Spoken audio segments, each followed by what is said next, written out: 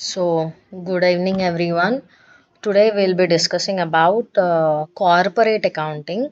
So, in corporate accounting, our first unit is company liquidation, right? So, for corporate accounting, there is a possibility of asking theory also, and there is a possibility for problem. So, if they are asking theory questions from unit one, from company liquidation, if they are asking any theory, here are few important questions. So here you can see what is a statement of affair, describe procedure of its preparation. So now they are asking you to explain the procedure, right? There will be a pro forma, a format for it, and that format you need to write in detail where you will get complete 12 marks for that. And here the second question, which is similar to the first one, and now here it is difference between compulsory winding up and voluntary winding up. So you just have to write the differences, or he might be asking you to write them separately about compulsory winding up, separately about voluntary winding up, and these things can help for your short answer questions also.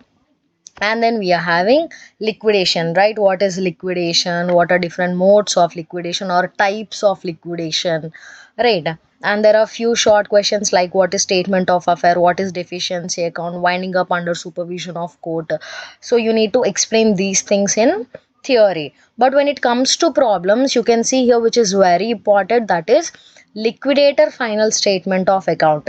This format and this problems are important, and few times they are asking statement of affairs in problem. So here statement of affairs, you can see they asked in theory, there is a chance asking the same thing for problem also. So now let's get into the topic, that is company liquidation. Let's see the meaning first. Liquidation is a legal procedure by which company comes to an end. So thing is simple, whenever you want to start a company, you are starting it according to a procedure where you are creating memorandum of association, article of association, then you will get commencement, then the incorporation. So there is a procedure for starting a company. In the same way, when you want to close your company, so liquidation simply means winding up of a company. Winding up or completely closing a company, there is a proper legal procedure for it. So what is liquidation? It is a legal procedure by which company comes to an end. Now, the definition, winding up of a company has defined in Companies Act. So, Companies Act 2013 says as the process where its life is ended, right? So now there are no operations are going to be done in that company on its property and is administered for the benefits of creditors. Now what are going to be done when you are closing a company, right? There might be reasons for closing up of a company, like you might not able to pay your debt, or you might be running in losses. When you are running in losses, there will be a compulsion of closing your company. When you are closing company, you need to pay back the money which you have been taken from your creditors. So immediately after closing your company, after winding up your company, whatever assets, the amount realized on assets, that should be given to the creditors and the members, and also to the members. So for this whole process, an administrator called a liquidator is appointed. Now for doing all these things, right? You want to close your company, fine. You want to wind up your company, you want to stop your operations, fine. Now you need a person who can do all this, right? That person is called a liquidator. What is liquidation? Winding up of a company. Who is a liquidator? The one who helps us to wind up the company. Now is appointed. He takes control of the company, collect its assets, pay its debts, and finally distributes surplus among the members in accordance with their rights. So now what this person liquidator is doing, now he's been appointed, all company information he's been given to him.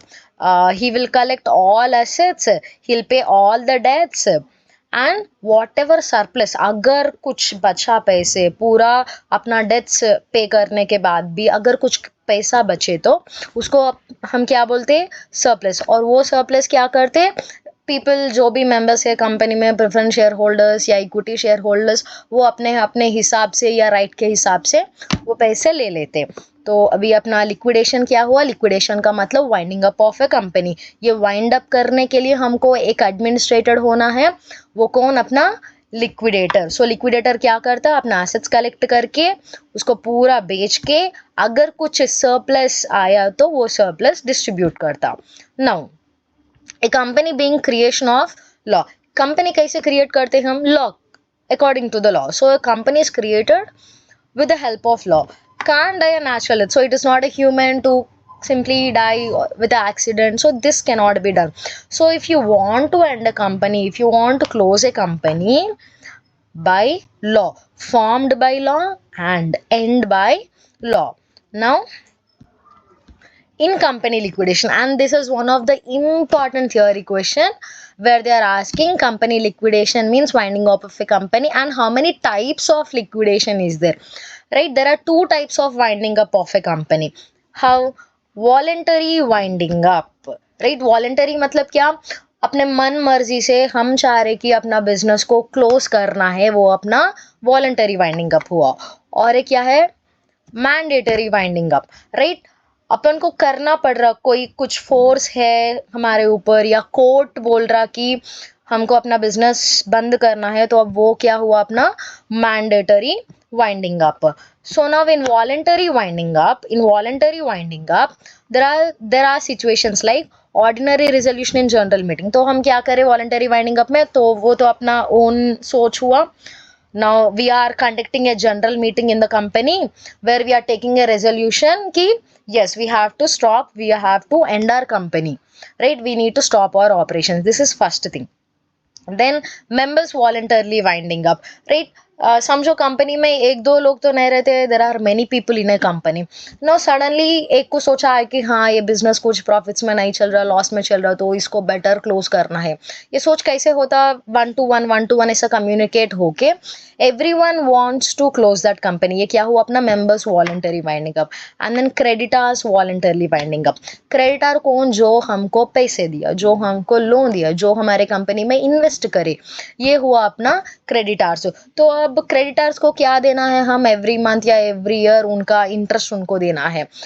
समझो अगर आपका company profits में नहीं चल रहा, losses में चल रहे, क्या आप इंटरेस्ट पे कर सकते हैं? नहीं ना। तो जब आपकी कंपनी में प्रॉफिट है तभी आप अपना कर्जे रीपे कर सकते, नहीं कर रहे मतलब फोर्स आ जाता है कि क्रेडिटर्स कितने दिन छुप रहे थे, उन लोगों को भी उनका पैसा चाहिए, तो वो लोग क्या करते, भाई है तो प्रॉफिट दिखाओ, नहीं तो अपना कंपनी क्लोज करो और जितने भी हमारे पैसे हैं हमको दे दो। ये कहाँ से फोर्स आ रहा, अब क्रेडिटर्स से फोर्स आ रहा। तो वॉलंटरी वाइंडिंग अप में 3 सिचुएशन है, क्या है, एक अपना ऑर्डिनरी रेजोल्यूशन जनरल मीटिंग, एक जनरल मीटिंग लगा के हम कंक्लूजन में आए कि क्लोज करना है। Second members voluntary winding up, 1-to-1 decision आ रहा, सब लोग एक ही सोच में आए कि हाँ बिजनेस को क्लोज करना है। बाद में हुआ अपना creditors voluntary winding up. And now when it comes to mandatory winding up, mandatory winding up कौन बोल रहा, कोर्ट या लॉ। ये कब हो सकता, अनेबल टू पे इट्स डेट, कंपनी को लॉ कंपनी को जैसे क्रेडिटर्स को पे करना पड़ता है, वैसे ही टैक्स भी पे करना पड़ता है। उसके ऊपर जितना भी प्रॉफिट्स आता है उसका कंटिन्यूटी के लिए लॉ को टैक्स पे करते हैं हम। समझो you are not paying any tax to the income tax authorities. No. Do you think that income tax authority is going to be silent? No, actually no. Now what they'll do, they'll give a notice, they'll come, they'll check your accounts. Now it's very clear that your business is not at all running in profit, and all your creditors जो भी आपको loan दिया, जो भी आपके company में invest करे, और गवर्नमेंट जो भी है या इनकम टैक्स डिपार्टमेंट जो भी है, आपके पास से पैसे नहीं आ रहे, प्रॉफिट नहीं आ रहे, तो फोर्स आ जाता कि आपके बिजनेस को क्लोज करने का। शायद आपको क्लोज करना नहीं करना इससे कुछ फर्क नहीं पड़ने वाला है, because it is a mandatory winding up, जहाँ पे आपको बिल मतलब कंप्लीटली वाइंड अप करना पड़ता। And then you are having default in filing the registrar, right. So अगर आप कुछ रिकॉर्ड्स ठीक से मेंटेन नहीं कर रहे आपके कंपनी का, तो आपको आपका कंपनी क्लोज करना पड़ता। Now a liquidator is appointed. Now what court will be doing? It will be appointing a liquidator. Again, who is a liquidator? A person appointed by law. What he'll do, let's see here. Now who is a liquidator? Liquidator is appointed by, अगर वो अपना voluntary winding up है, then creditors will be appointing, mandatory then high court, right? Liquidator क्या करता है? He'll collect our assets, जितना भी company में assets है, he'll collect all those assets, he'll pay the debts and distribute any surplus among the members in accordance with their rights. अगर कुछ surplus बचा, surplus मतलब क्या? अगर अपना expenses पूरा पे करने के बाद, अपना लोन्स पूरा पे करने के बाद कुछ भी अमाउंट बचा, समझो आपको पूरा एसेट्स कलेक्ट करके उसको बेचने से आपको 10 lakhs आया और आपका पूरा लोन क्रेडिटर्स को पे करने में 9 lakhs गए, अब कितना बचा? 1 lakh. That 1 lakh should be treated as surplus and that surplus will be distributed among members according to their rights. So now who is liquidator? He's been appointed by creditors if it is voluntary winding up and by law if it is mandatory winding up. Now what are the steps involved in company liquidation? क्या करना है company को liquidate करने के लिए? Process क्या है? पहला है अपना statement of affair. Statement of affair कहाँ देखे हम? थियरी का इंपॉर्टेंट क्वेश्चन और liquidator final statement of account problem में कंपलसरी क्वेश्चन. सुनो, स्टेटमेंट ऑफ अफेयर कौन प्रिपेयर करता? Prepared by the company, right? Statement of affair is prepared by the company. Now you want to end your company, you want to wind up your company, so now it is your responsibility to prepare statement of affairs. ये prepare करके आप किसको देते? Liquidator को देता. Liquidator क्या करता बाद में? लिक्विडेटर फाइनल स्टेटमेंट प्रिपेयर करता. Now Companies Act 2013 section 274 says that directors, secretary, manager or chief officer need to make statement of affair. So the higher official can be anyone, right? The director, the secretary or the manager, anyone, the higher official have to prepare this statement of affair and submit it within 21 days from the date of appointment of liquidator. Liquidator को appoint करने के बाद 21 days, with in 21 days में ये statement of affairs submit करना पड़ता. और extended time limit क्या है उसका? 3 months, राइट? कंपनी लिक्विडेशन का मतलब क्या है? Winding up of A company, closing of A company. Company को क्यों क्लोज करना चाहते हैं? 2 रीजन है. क्या है वो? अपना voluntary winding up and compulsory या मैंडेटरी वाइंडिंग अप. ये वाइंड अप के लिए will appoint a person called liquidator. और ये liquidator क्या करता? अपना assets collect करके अपना debts कुछ है तो उसको पे कर देता. अगर कुछ surplus बचा तो that will be distributed among the members according to their rights. Now company liquidation में हमको 2 अकाउंट प्रिपेयर करना है. क्या क्या है वो? स्टेटमेंट ऑफ अफेयर और liquidator final statement. Statement of affair कौन प्रिपेयर करता? कंपनी. उसके बाद में liquidator final statement of account कौन प्रिपेयर करता? Liquidator, right? So now statement of affair कैसे याद करना है? पूछे ना थ्योरी में कि पहला क्वेश्चन यही है, describe the procedure of its preparation. ये प्रोसीजर का मतलब क्या है? अपना अकाउंट्स फॉर्मेट, पूरा लंबा फॉर्मेट याद करना मुश्किल, लेकिन it is easy if you remember this list. If you remember this list of statement of affairs. So now how many lists we are having? List A to list H. देखो list A क्या बोलता? Assets not specifically pledged. Pledge का मतलब क्या है?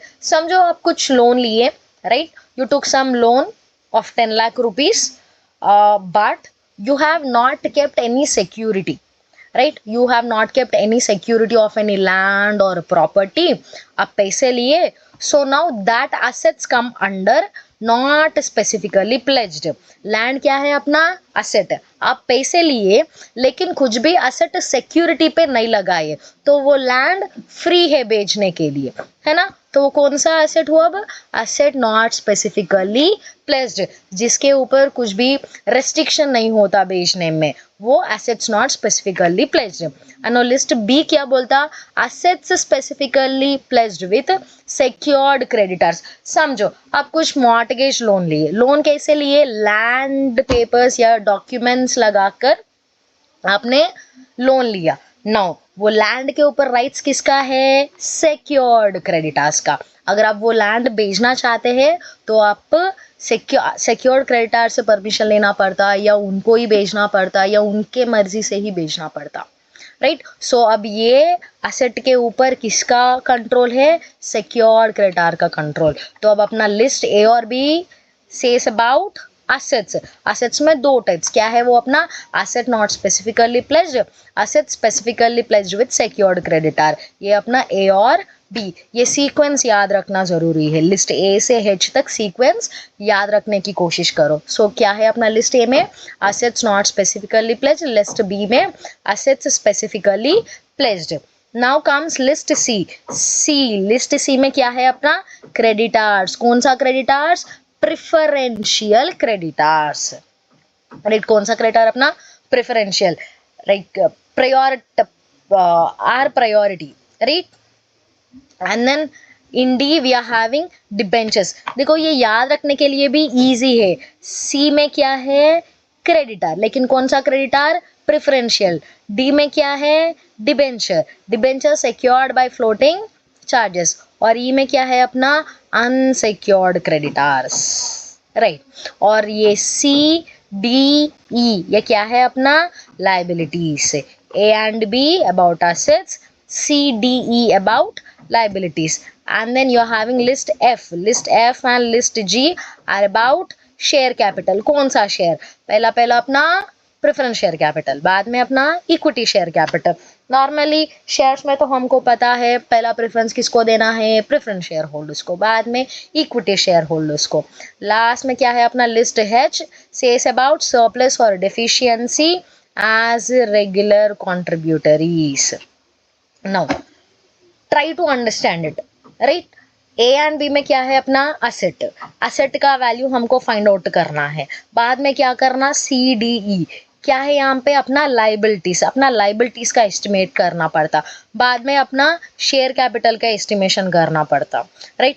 तो what we are doing? Assets पूरा estimate करें, असेट्स का वैल्यू आ गया, अब जितना भी वैल्यू आया उसमें से हम अपना लाइबिलिटीज पे कर रहे हैं, राइट। लाइबिलिटीज पे करने के बाद अगर कुछ अमाउंट बचा तो किसको देना है? शेयर होल्डर्स को देना।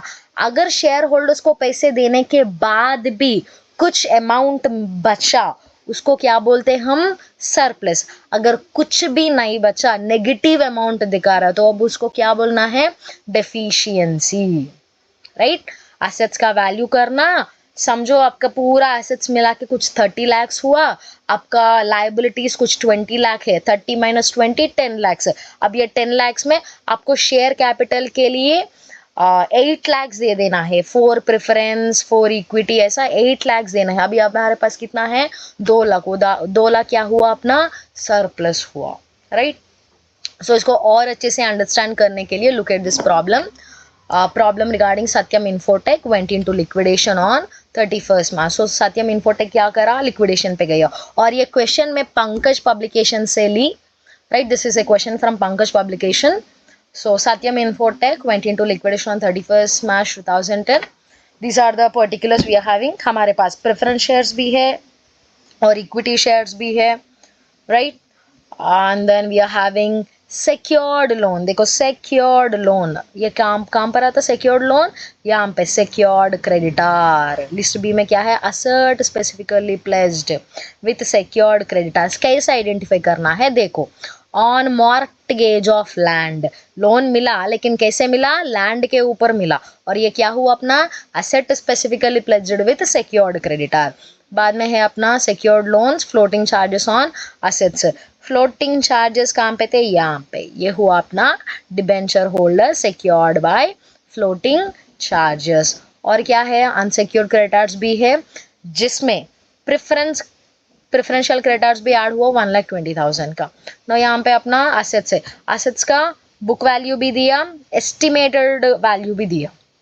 बुक वैल्यू अपना ओरिजिनल प्राइस होता है, एस्टिमेटेड वैल्यू अब करंट मार्केट वैल्यू रहता है। तो अब हमारे पास लैंड है, plant, furniture, stock, debtors. Debtors में देखो हमारे पास गुड डेट्स है, बैड डेट्स है और डाउटफुल डेट्स, ये तो आपको पता है। right?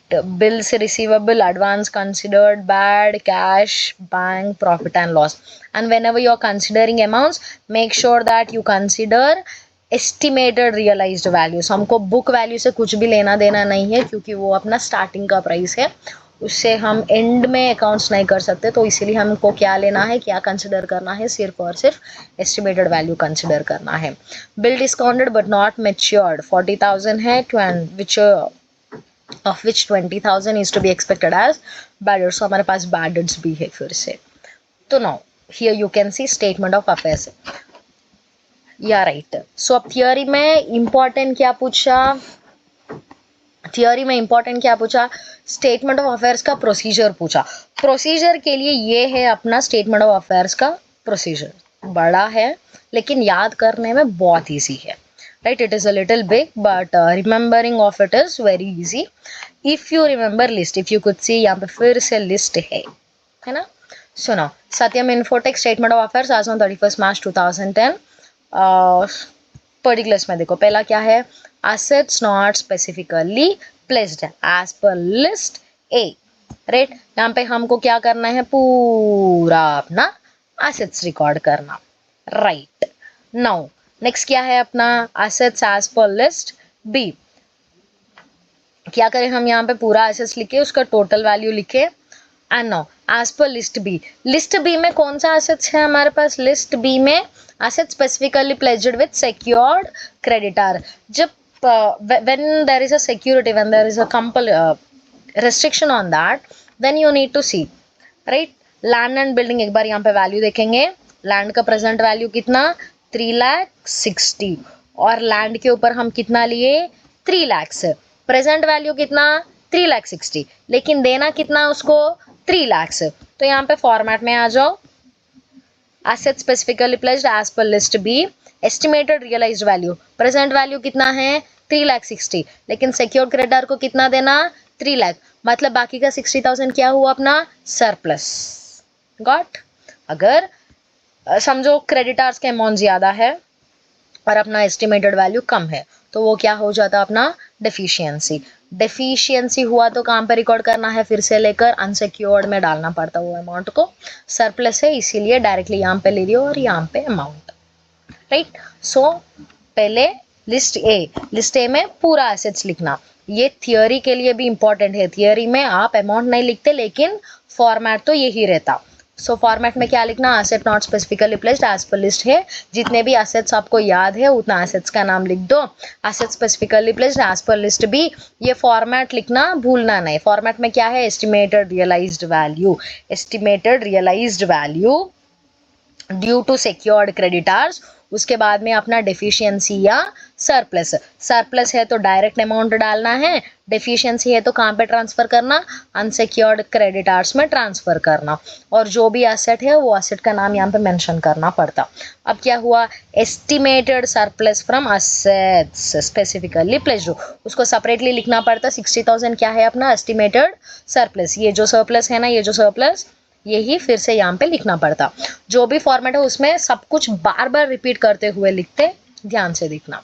Now estimated total assets available for preferential creditors, debenture holders and unsecured creditors. List के हिसाब से क्या करें हम, लिस्ट ए और बी.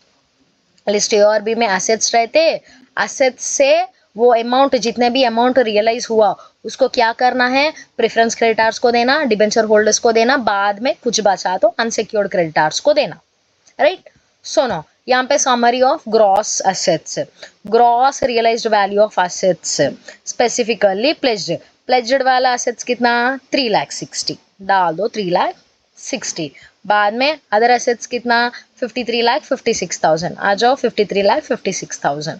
ग्रॉस एसेट्स पूरा कितना हुआ, 57,16,000. सो ये क्या है अपना पूरा एसेट्स का वैल्यू. कौन सा एसेट्स, नॉट स्पेसिफिकली प्लेज्ड और स्पेसिफिकली प्लेज्ड का एसेट्स आया. एसेट्स आने के बाद क्या करना है, liabilities to be deducted from surplus. मतलब जितना भी एसेट्स है उसमें से हमको क्या करना है, अभी लायबिलिटीज को माइनस करना है. लायबिलिटीज में पहला क्या है अपना, सिक्योर्ड क्रेडिटर. सिक्योर्ड क्रेडिटर का अमाउंट कितना, 3 लाख. सो दो अमाउंट फॉलो करना पड़ता है, यहाँ पे ग्रॉस लाइबिलिटी और यहाँ पे as it is the total which we are following, right. ये 3 लाख यहाँ पे नहीं डाले क्योंकि ये वो ऑलरेडी डिडक्ट हो गया यहाँ पे, है ना। ये 3 लाख डिडक्ट होकर ही 60,000 आया, इसलिए 60,000 यहाँ पे लिखे। तो यहाँ पे फिर से हम अमाउंट नहीं लिख रहे और सिर्फ यहाँ पे हम रिकॉर्ड कर रहे कि 3 लाख है सिक्योर्ड। उसके बाद में हमारा प्रेफरेंशियल क्रेडिटर्स कौन से लिस्ट में है, लिस्ट सी में। पहले प्रेफरेंशियल क्रेडिटर्स को दे दो, कितना देना है 1,60,000, कितना देना है 1,20,000। क्या करना है 54 में से 16 लाख में से 1,20,000 माइनस करो, 52,96,000 आ गया। ये क्या है अपना बैलेंस अवेलेबल। ये बैलेंस अवेलेबल अब कई को यूज करते हैं हम एज पर लिस्ट डी में क्या है अपना डिबेंचर होल्डर्स। डिबेंचर होल्डर्स को देना है, डिबेंचर होल्डर्स को कितना देना है 16 लाख्स। सो माइनस करने के बाद कितना आया अपना, and then we are having unsecured creditors as per list। ये unsecured creditors में कौन कौन है अपना creditors और contingent liability। टोटल अमाउंट लिखो, अब 52,96,000 में से ये 16 lakhs माइनस करना, ये 42,20,000 माइनस करना, अब कितना बचा हमारे पास 5,24,000। और ये कौन सा है 62,40,000, ये क्या है अपना पूरा ग्रॉस लाइबिलिटीज का टोटल। सो समझ में आया यहाँ पे अमाउंट क्यों रिकॉर्ड कर रहे हैं हम, बस उसका टोटल के लिए। जैसे हम यहाँ पे पूरा एसेट्स का वैल्यू कैसे निकाले, वैसे ही हम पूरा अपना लाइबिलिटीज का भी टोटल निकालते। और अब एक बार ध्यान से देखो, एसेट्स कितना है 57 लाख, लेकिन लाइबिलिटीज कितना है 64 लाख। और ये अपना क्या हुआ डेफिशिएंसी। हमारे पास जितना भी एसेट्स अवेलेबल है वो अपना लाइबिलिटी से बहुत कम है। कितना कम 5,24,000, और उसको क्या बोलना है अपना deficiency. So now this deficiency, what is this difference between gross assets and gross liability. Amount कैसे आया, the difference between gross assets and gross liability, ये दोनों का डिफरेंस हुआ अपना estimated deficit. Now issued and called up capital, this is according to our list F and list G। Preference creditors को, preferential share holders को 20 लाख देना है, equity को 50। नाउ दिस बिकेम और 70 around and with 5,24,000 now it is a total of 75 lakhs। और ये पूरा अपना क्या हुआ एस्टिमेटेड डेफिशिएंसी। अगर अपना एसेट्स का वैल्यू ज़्यादा है लाइबिलिटी से तो वो अपना सरप्लस होता, अगर अपना लाइबिलिटी से ज़्यादा है तो वो अपना डेफिसिट हुआ, right. And if you could see same वैसा ही और एक प्रॉब्लम है। सो प्रॉब्लम ज़्यादा नहीं समझा रही क्योंकि इसमें से प्रॉब्लम आने का चांसेस कम है, लेकिन प्रोसीजर पूछता। प्रोसीजर में क्या लिखना है, हेडिंग डालना, स्टेटमेंट ऑफ अफेयर। प्रोसीजर का मतलब क्या है अपना फॉर्मेट में पहले क्या लेना है, एज पर लिस्ट है एसेट्स नॉट स्पेसिफिकली प्लेस्ड। बाद में क्या लेना है, assets specifically placed as per list B. और जब भी ये आप लिखते हैं ये एक याद रखता है क्या है वो अपना estimated realised value due to secured creditors, deficiency या सरप्लस। फॉर्मेट देखो पर्टिकुलर्स और amount column, estimated realised value, amount नहीं लिखना, एस्टिमेटेड रियलाइज्ड वैल्यू लिखना। Particulars estimated realised value, particulars में पहला क्या लेना है एज पर लिस्ट है, बाद में क्या लेना एज पर लिस्ट बी। उसमें ये एस्टिमेटेड मतलब करंट मार्केट वैल्यू लिखना, जितना क्रेडिटर्स को देना है उतना लिखना। अगर यहाँ पे देखो, यहाँ पे एस्टिमेटेड वैल्यू कितना है 4 लाख, लेकिन क्रेडिटर्स को कितना देना है 3,50,000, मतलब क्रेडिटर्स का अमाउंट कम है इसीलिए वो अपना सरप्लस हुआ। लेकिन यहाँ पे देखो रियलाइज्ड वैल्यू कितना है 2 लाख, लेकिन क्रेडिटर्स को कितना देना है 4 लाख, मतलब क्रेडिटर्स को हम ज़्यादा देना है लेकिन हमारे पास उतना अमाउंट नहीं है, तो वो क्या हुआ अपना डेफिशिएंसी। बाद में क्या करना है, इसका टोटल करो 6 लाख और इसका टोटल 7,50,000। पूरा हमको कितना होना 6, पूरा हमारे पास कितना है 6, लेकिन हमको कितना देना 7,50,000, राइट। डेफिशिएंसी का टोटल कितना 2 और सरप्लस का टोटल 50, राइट। सो सरप्लस सिर्फ यहाँ पे लिखना और ये डेफिशिएंसी, ये 2 lakhs कहाँ पे रिकॉर्ड करना है? अनसिक्योर्ड में रिकॉर्ड करना। कहाँ रिकॉर्ड करना? अनसिक्योर्ड। ये 2 लाख यहाँ पे नहीं दिखा रहे क्योंकि इसको कहाँ रिकॉर्ड करना है? अनसिक्योर्ड में रिकॉर्ड करना है। और यहाँ पे सिर्फ और सिर्फ सरप्लस दिखाते हैं हम, वो अपना 50,000। देखो एस्टिमेटेड सरप्लस, ये क्या है अपना? ये 50,000 क्या है अपना? Estimated surplus. उसके बाद में estimated total assets available for preferential creditors, इसका टोटल 36,02,000 प्लस 50,000, 36,52,000। ये क्या है अपना? Estimated total assets available for preferential creditors, debenture holders and unsecured creditors. कौन सा अपना? List C, list D, list E. Now summary of gross assets, ये तो सिंपल है। क्या करना है? पहले gross realised value of pledged assets, कितना रियलाइज्ड वैल्यू है? यहाँ पे 6 lakhs।